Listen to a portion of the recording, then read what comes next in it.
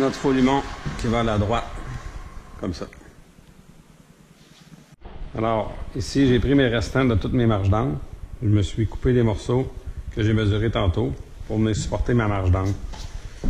Ces morceaux-là, je vais venir les clouer ici tantôt, comme ça, avec de la colle, pour venir supporter ma marge d'angle.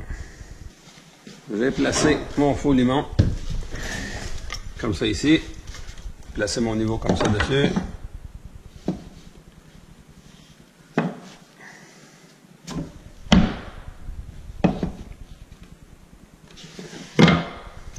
Je vais faire une ligne ici au mur de référence pour savoir où le réinstaller par après. Je viens placer ça comme ça ici. Je me trace une ligne. J'ai mis du masking tape pour voir ma ligne parce que c'est comme assez foncé. Je viens installer mon faux limon ici en premier, c'est pour ça qu'il faut que je recoupe ça ici. Moi, je l'ai appris comme ça fonctionne bien, fait que je me suis pas cassé la tête à trouver une autre méthode. Avant de l'enlever, on vient prendre notre mesure de contre-marche. Comme ça ici. Je vais comme ça aller au rough, 8,5. Je vais essayer mon autre avant. S'il y a quelque chose, je vais l'ajuster en même temps. Lui, il vient à côté, en dessous de mon osin, comme ça ici. Aller à ma ligne que je me suis fait. Regardez le niveau. On se fait une ligne comme ça. C'est là qu'il va aller.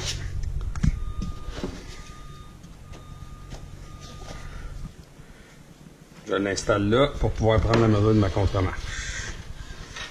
Je mets de la colle avant.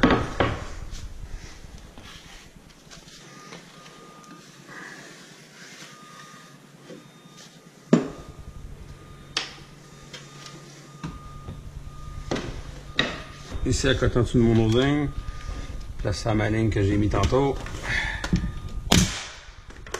On s'arrange pour que nos clous soient cachés par la marque. On peut les mettre sur le dessus pour qu'ils soient cachés en arrière de la gorge ou de la moulure. Ça ne veut pas dire que c'est une gorge.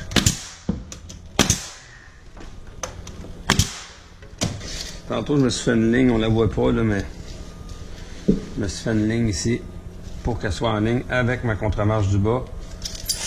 Je viens mesurer comme ça, aller à ma ligne. J'ai 44. Je vais rajouter un quart de pouce parce que mon tape ne se rend pas jusque dans le fond. Je vais mettre 44 écarts. Le bout de mon tape ici, là, il ne se rend pas jusqu'au gyps comme il faut. C'est pour ça que je rajoute un quart de pouce. Et j'ai 8 pouces.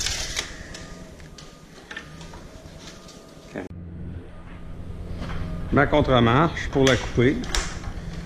Mais si ronde, elle va pas plus que 52 degrés. Puis j'ai besoin de 60. Fait que je viens me placer une autre contre-marche par-dessus, environ à 3 pouces du bord. Fait en accotant ma table de scie, ça va incliner encore plus ma scie. Je vais avoir mon 60 degrés. Un petit peu plus que 60.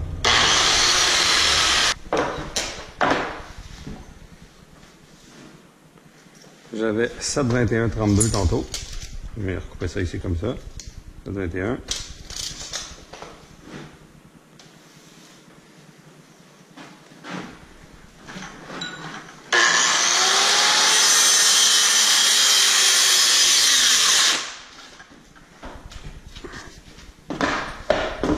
J'ai besoin de 8,5 au fond ici. 8,5 comme ça me prend un shim de 5,8. L'autre, j'avais besoin de 8 pouces. Ça me prend un shim de 3,16.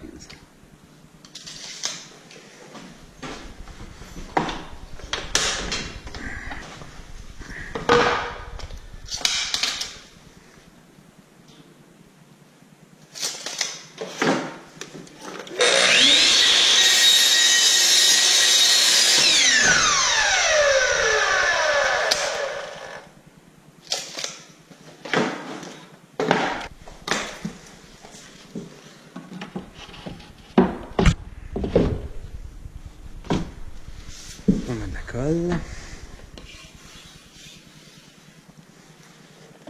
J'insiste sur la colle parce que si vous oubliez d'en mettre, c'est certain que ça va craquer.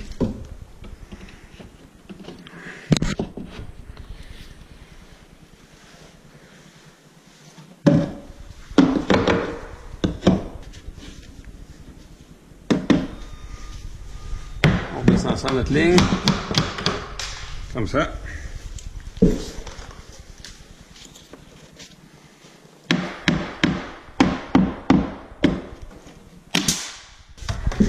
On vient vérifier, voir avant de le clouer au milieu. Souvent, le mur est rond dans les marches d'angle. On peut le voir ici, là, sa caméra, il y a une bonne craque. On va y mettre un cointage comme ça ici pour le ramener. Ça va être plus facile quand on va tailler nos marches d'angle. Plus qu'on est capable de le ramener droit, mieux que c'est. On peut venir mettre un autre pointage ici en arrière.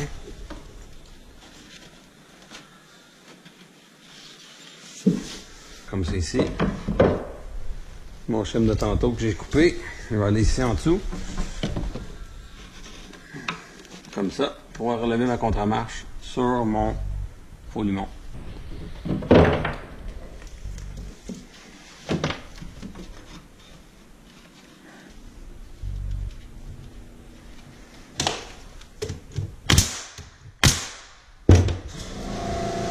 Alors, pour continuer, j'ai installé mes contre-marches. Sont au niveau, cloué là et pointé en arrière ici pour venir m'accoter dans le devant. Ensuite, je place mon niveau ici, je viens clouer mes fonds de clouage pour supporter ma marche. Je fais ça à chaque, je mets de la colle partout.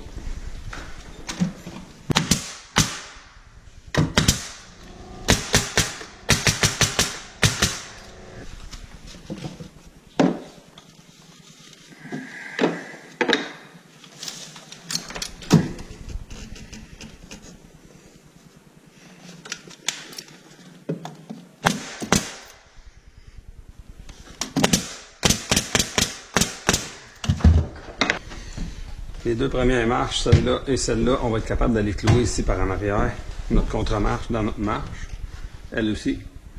Mais celle-là, on n'est pas capable, fait qu'il faut venir se mettre un clouage, un fond de clouage pour supporter notre marche aussi. Comme ça, à côté en l'autre bout, puis notre contre-marche, on vient clouer ça comme ça ici.